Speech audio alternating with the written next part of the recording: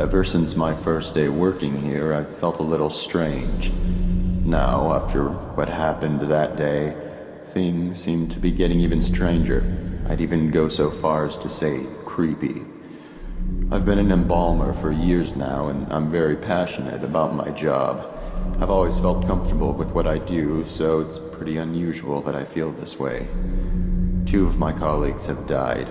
I had to embalm them both. However, grief can't explain this feeling.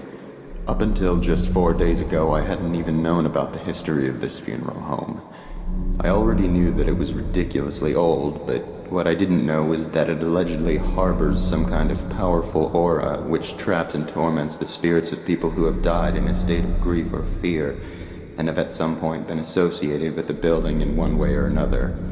These associations apparently include those occurring post-mortem, such as embalmings and funerals.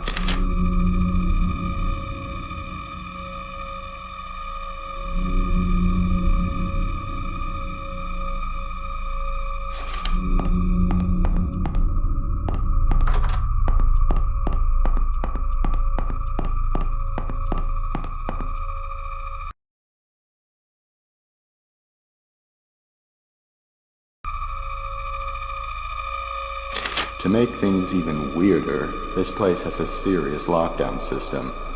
Yesterday was the first time I've ever seen it used, and many of the workers, including myself, were ordered to wait in the family room until the situation was taken care of.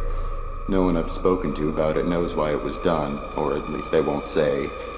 All I know is that these safety glass windows and electronic gates appear to be designed for keeping things in rather than out.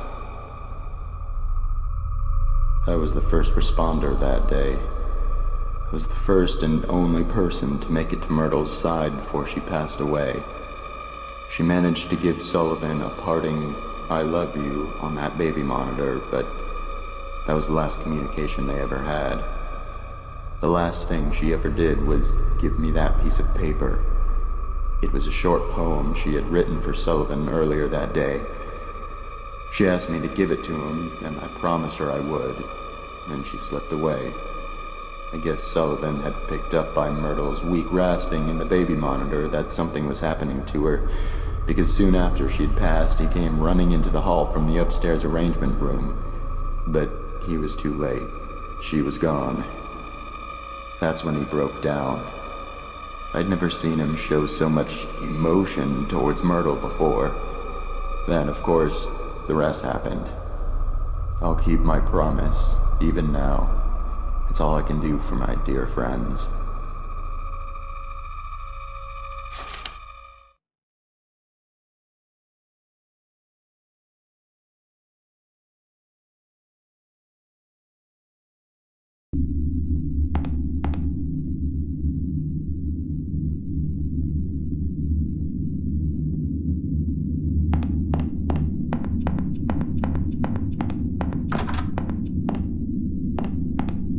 There are a lot of strange things I've seen around this place. For instance, the fireplace that isn't even a real fireplace. It's some kind of ladder shaft, but there's a tough metal grate fastened over it that appears to be controlled electronically, most likely by the lockdown system. I'm assuming the shaft leads down to the basement, but it must have been sealed off because it's not accessible from anywhere down there. Another thing I've started wondering about is a metal handle that's been sitting on Michael's desk for about a month now. I asked about it once out of curiosity, but he avoided giving me a direct answer. He told me it broke off of something. I had already assumed this, seeing as it's covered in dirt and rusted around the edges where it had clearly been attached to something for a very long time. Perhaps the biggest mystery I've encountered here is the place Myrtle always went for privacy.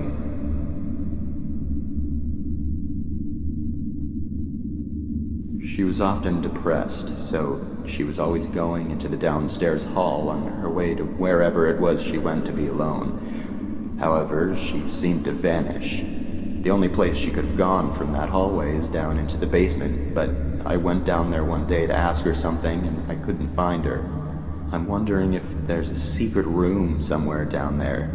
After all, I did learn from Michael that this building is from the 1600s, long before it was ever a funeral home. Buildings as old as this one sometimes have quite a few secret areas.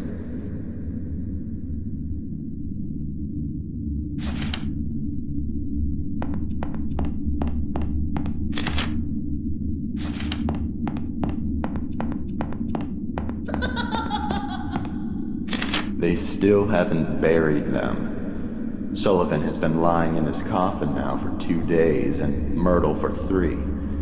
Because Conrad refused to touch Myrtle's coffin after her funeral, it had to be put aside so Sullivan could have his. Conrad still simply doesn't want to have anything to do with the burial of either of them, even if all he's doing is preparing a future grave without actually touching the coffins. I'm starting to wonder if he had some type of unpleasant encounter with Myrtle and Sullivan's coffins, or he heard some absurd rumor about their corpses. What's sad is that Myrtle and Sullivan don't have relatives who care enough about their burials to actually do something about this. Michael was embarrassed to have to tell all the relatives and friends that the actual burials couldn't be held yet. Even so, none of them objected. Maybe they just didn't see a point in doing so, considering the person they would be doing it for is already gone. I don't know.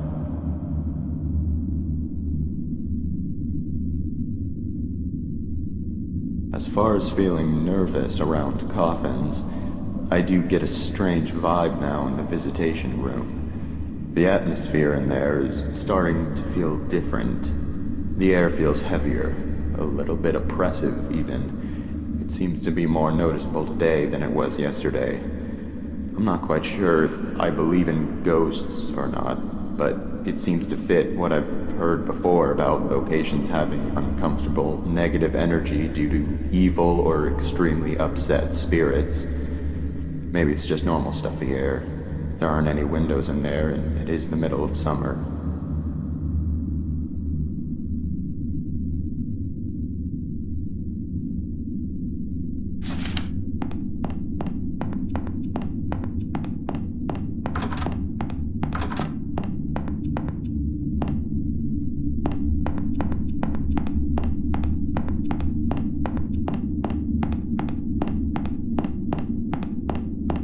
It turns out that Devin got into the morgue by stealing Sullivan's key card from the office. Mrs. Raines had been in there and forgot to lock it when she left. Nobody knows exactly how the kid figured out the passcode, but considering what a flake his mother is, that's probably just something else she inadvertently compromised. They're burying Sullivan with a few of his belongings from the funeral home. I guess because he had worked here for so long and was so loyal to his job.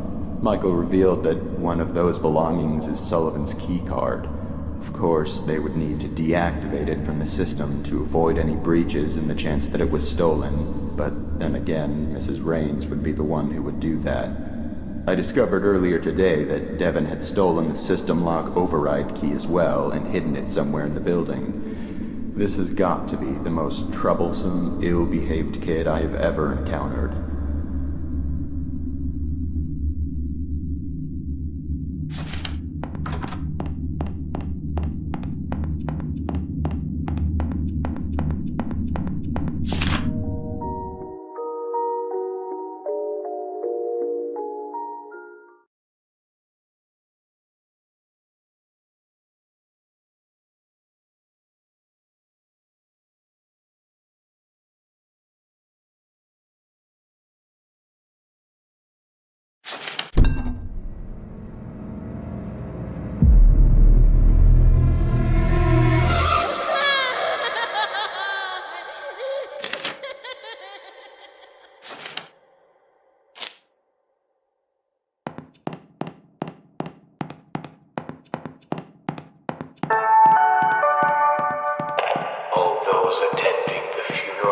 service for Sullivan James, please gather in the visitation room.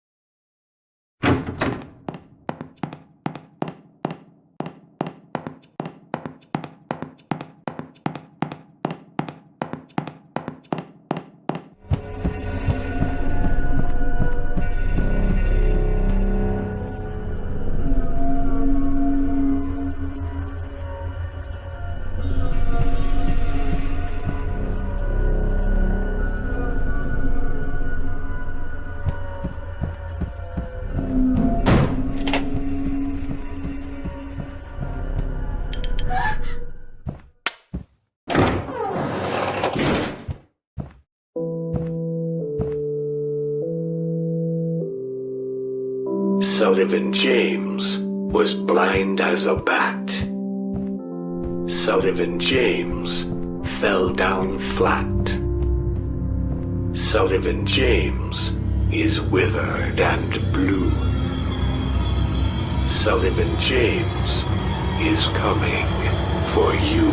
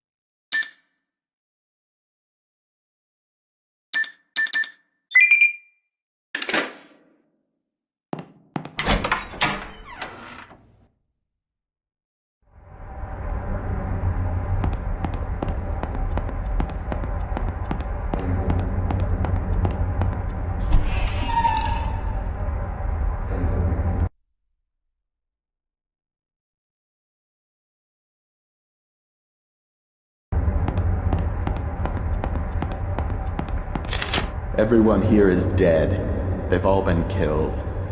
Ghosts in this house are not like ghosts in other houses. If they're looking for something specific, their corpses actually get up. Someone threw the lockdown switch and I can't get out. I finally found the override key, but I'm not sure exactly where the switch is.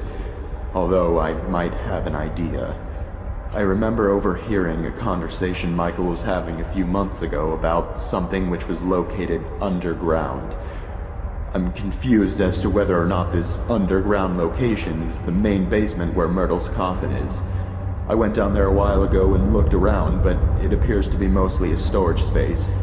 Maybe I missed it. The basement is extremely dark, even with a flashlight. Maybe I need to go search again more thoroughly.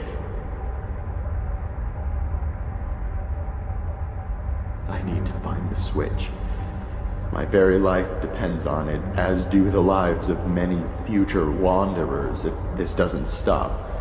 One of the most unsettling things about this funeral home is that after a while, you start to feel as though it's hanging by a thread and on the verge of collapsing, prevented only by the mysterious force that fills the building. It's such a strange feeling. Maybe I'm not the same skeptic I was before working here. But where is that damn switch? In the deepest part of the house.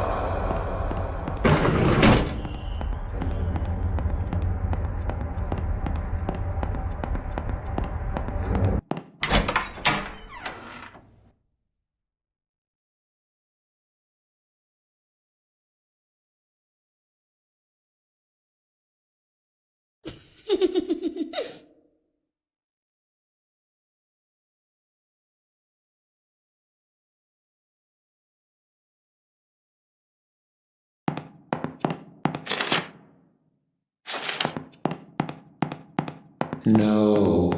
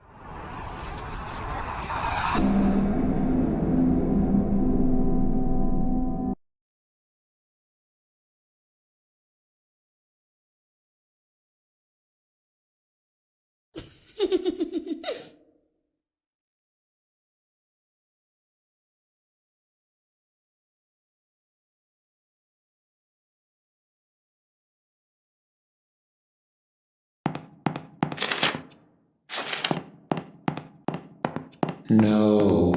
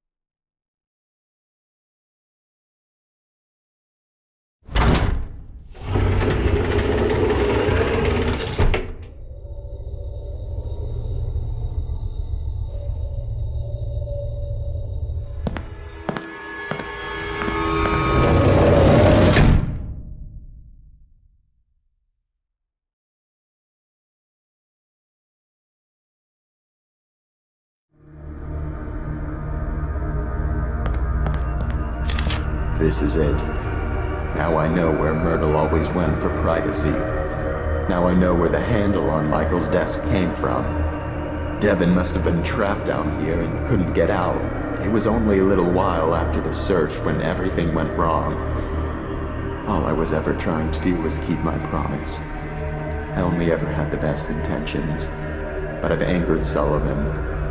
It was a mistake to touch that rose. This might be the last thing I ever write.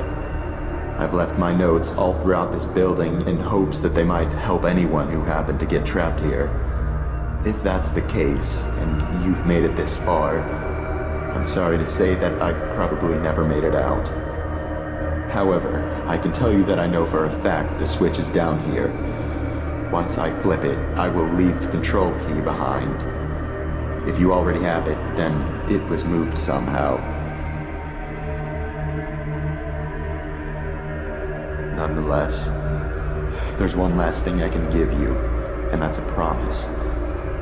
These tunnels are not a dead end. At some point, there's a ladder which will take you back up to the ground floor. I don't know how far down it is, but I know that it's there. I always did feel a very faint draft coming from that fireplace, and sounds always seemed to echo down into it.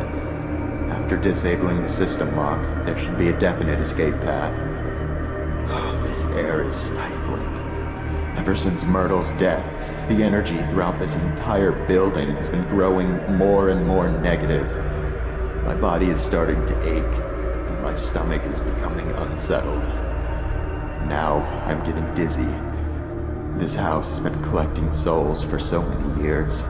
It needs to be stopped. It needs to be torn down. If I never make it out, I'll just be one more soul it's claimed.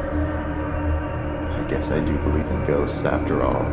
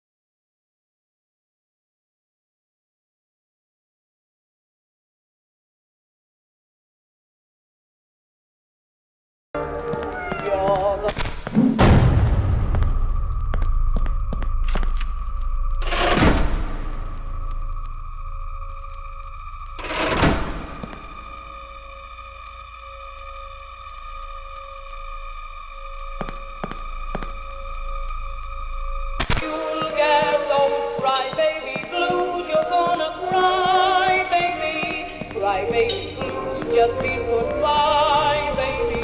Sugar all mine, you're so refined. You won't do this, you won't do that. Now what's on your mind? Cry, baby, blues, you're gonna die, baby. You're gonna die, you're gonna die, you're gonna die, you're gonna die, you're gonna die.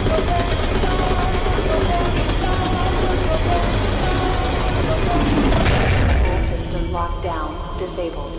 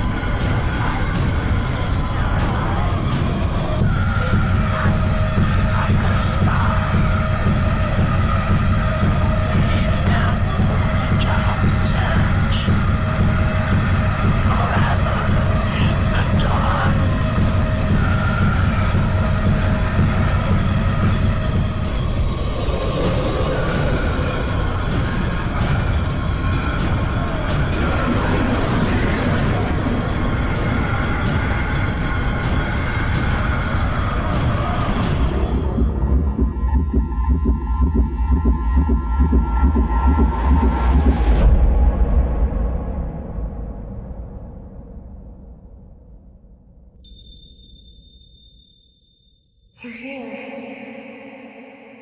You're here. I've been waiting for so long.